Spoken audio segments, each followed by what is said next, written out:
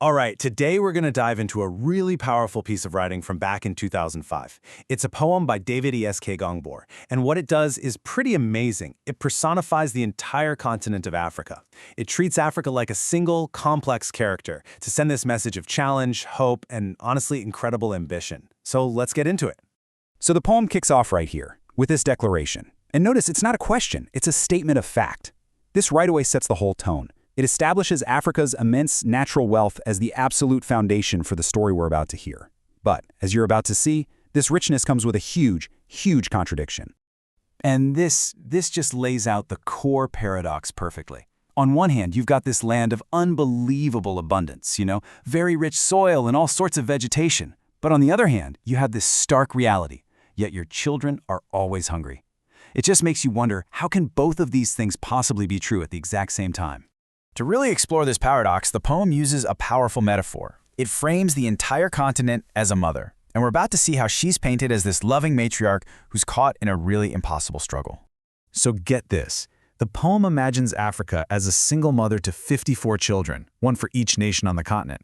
I mean, that immediately gives you this picture of a massive, super diverse family, and it really shines a light on the huge challenge of trying to care for so many, all on her own. And here it is. This is the heart of her struggle.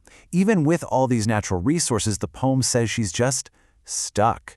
It uses this really simple but powerful metaphor, this idea of being unable to cross a poverty square. It's like she's in a trap that she just can't seem to break out of, no matter what advantages she has. Okay, so how does the poem explain this whole situation? Well, it starts to look outward. It examines Africa's relationships with her brothers, which are, of course, the other continents. The poem just lays this question right out there.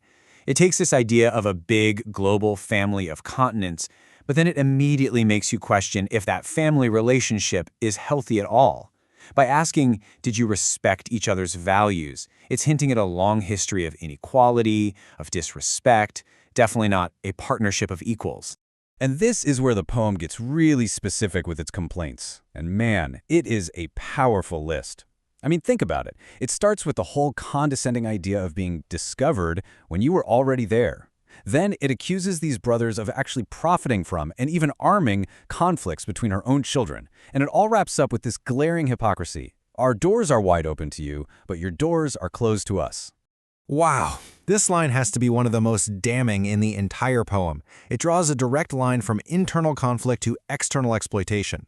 That image of others partying in her natural resources while her own family is fighting, I mean, it just paints this devastating picture of greed and opportunism.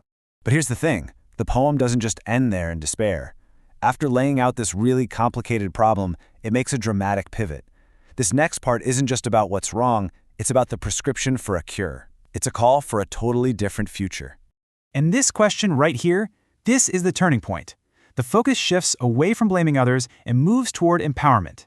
It's a direct challenge to Africa herself, asking, hey, when are you finally going to be the one who benefits from your own incredible wealth and all your hard work?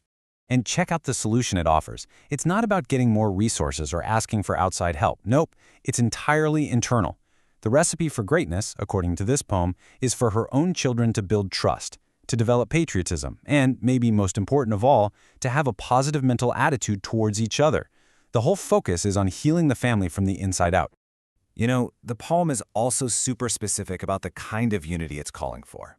It makes a really clear distinction. It's not talking about some shallow unity that comes from shared suffering or frustration. It's talking about a deep, real bond, the one that lasts forever, built on that trust and confidence we were just talking about. So all of this internal transformation, this call for a real lasting unity, it's all building toward a final and honestly a breathtakingly ambitious vision for what the continent could and maybe should become. And you can just feel the optimism building here, can't you? This hopeful repetition, one day, one day. It's promising a future where Africa's potential is finally a reality. A day when her stars shine so bright the whole world can't help but see it. Okay, so when you first read that, your mind probably jumps to one place, right? But the poem is clever. It just lets that abbreviation hang in the air for a second, creating this really cool moment of suspense before the final, powerful reveal. And then, bam, there it is, the United States of Africa. This is the powerful final reveal. The ultimate goal isn't to copy some other nation, but to create a brand new, unified continental powerhouse. This is the ultimate expression of all that unity and patriotism the poem was calling for. And that's the vision the poem leaves us with. It was written nearly 2 decades ago, but its message about this paradox of wealth and suffering and its vision of potential, it still feels so relevant. So it leaves us with a pretty big question. What would it actually take to make a vision like this happen today? Are we any closer, or has that poverty square just gotten harder to cross?